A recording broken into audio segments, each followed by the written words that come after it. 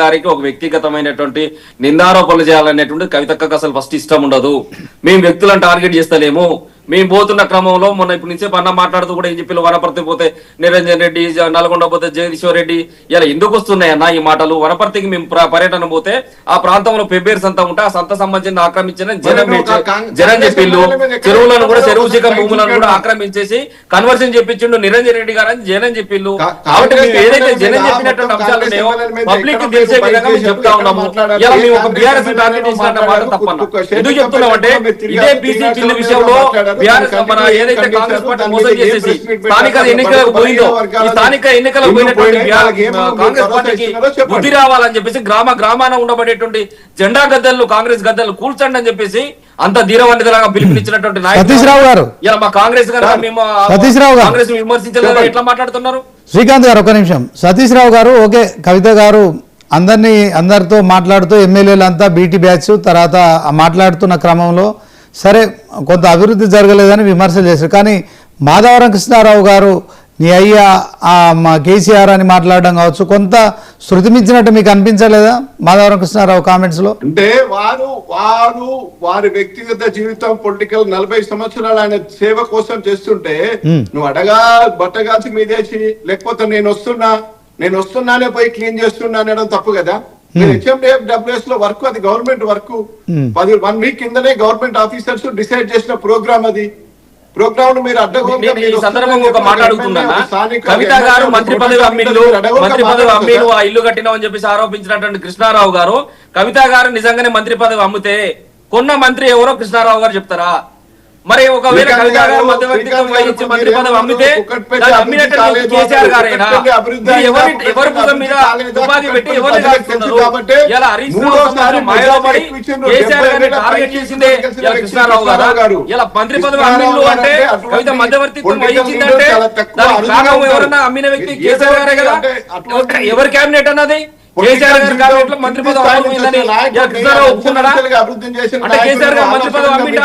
నేను వస్తున్నానంటేనే పోయిందంటే same conference లో కూర్చొని మాట్లాడుతున్నాను చెప్పన్నా. మంత్రి పదవి అమ్మింది నిజమేనా? కేసీఆర్ గారు మంత్రి పదవి అమ్ముకున్నది నిజమేనా? కృష్ణారావు గారు అన్నారు కదా కేసీఆర్ గారు మంత్రి పదవి అమ్మిందని, నిజమేనా చెప్పండి. ఇవన్నీ చూసుకోవాలి కదా ఫస్ట్ మాట్లాడే ముందు. అన్నా కృష్ణారావు గారు మంత్రి పదవి అమ్మిళ్ళు కవిత మధ్యలో ఉండని అన్నారు. కేసీఆర్ గారు మంత్రి పదవి అమ్మింది నిజమేనని మీరు అంటున్నారా? అన్నారు కదా మొన్న. దాన్ని సర్టిఫై చేయండి. అడ్డగోలుగా మరి ఇప్పుడు మీరు చెరువులు కబ్జా పెట్టిన కృష్ణారావు గారు అన్నారు. చెరువులు చూపిస్తారా మరి రేపు? ఇప్పుడు కేసీఆర్ గారు మంత్రి పదవి అమ్మింది నిజమేనా? కేసీఆర్ గారు మంత్రి పదవి అమ్మింది నిజమేనా? పార్ట్నర్లు అందరు సంబంధించిన వాళ్ళు అధికార పార్టీ నుంచి ఉన్నారు కాబట్టి మీరు కాంగ్రెస్ పార్టీ ఎమ్మెల్యేని ఎక్కడ మీరు ఖండించట్లేదు కదా. ఓకే సతీష్ రావు గారు శ్రీకాంత్ గారు ఒక నిమిషం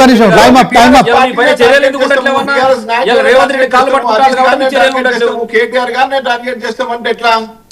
అది కరెక్ట్ కాదు కదా. సతీష్ రావు గారు హాస్పిటల్ లేదంటే మరి టిమ్స్ హాస్పిటల్ ఎక్కడ ఉంది?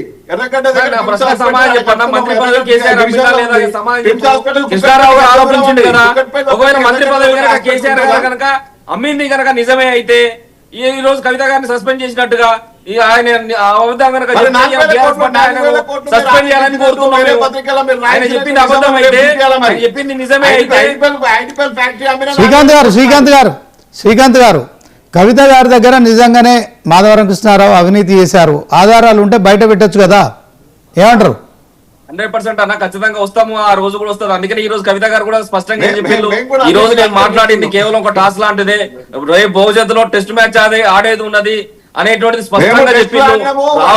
రాబోయే కాలంలో వీళ్ళ అవినీతి భాగవతాలు వీళ్ళ అవినీతి చిట్టంతా కూడా ఖచ్చితంగా స్పష్టంగా ప్రజల ముందు ఖచ్చితంగా మేము బయట పెట్టడానికి సిద్ధంగా ఉన్నాం.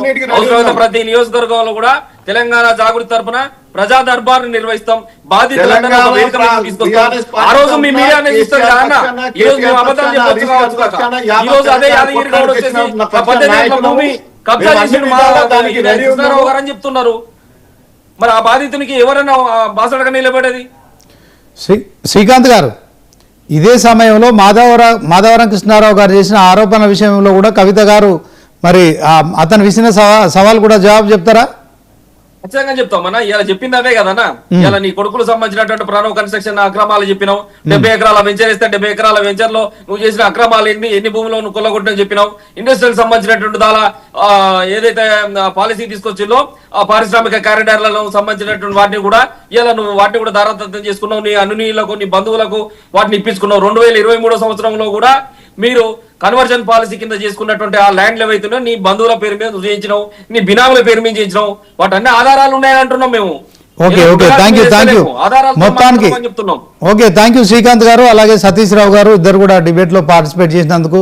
సో 20 సంవత్సరాల రాజకీయ అనుభవం ఉన్న కల్వకుంట్ల కవిత గారు అలాగే 40 సంవత్సరాల రాజకీయ అనుభవం కలిగి హ్యాట్రిక్ ఎమ్మెల్యేగా ఉన్న మాధవకృష్ణారావు ఇద్దరి మధ్య మరి విమర్శలు ప్రతి విమర్శలు తారస్థాయికి చేరుకుంటున్నాయి. దీంట్లో మరి చెరువులు కబ్జా చేశారు, తర్వాత చాలా వరకు అక్రమంగా సంపాదించారు, ఉద్యమంలో కావచ్చు, తర్వాత మరి ఇక ఇప్పుడు అధికారంలో కావచ్చు దుర్వినియోగం చేసి అక్రమంగా సంపాదిస్తున్నారని కవిత ఆరోపిస్తున్నారు. అదే క్రమంలో దమ్ముంటే మరి నీ దగ్గర ఉన్న ఆధారాలు